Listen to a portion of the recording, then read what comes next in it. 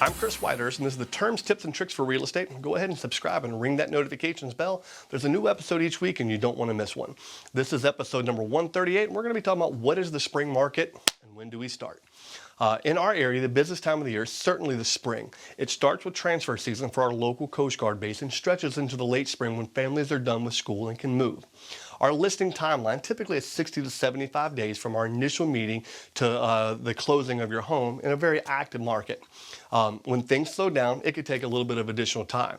Your timeline may vary, but if you want to hit the spring market, we should definitely be in motion early in the new year. I've already started the process in the late fall for some sellers, hoping to get a jump start on the spring market as soon as that calendar turns over. If you like these videos, you can check out more of them over on my website at chriswhitehurst.com, and I'm on most popular social media sites like Facebook and YouTube. Until next time, I'm Chris Whitehurst. Welcome home.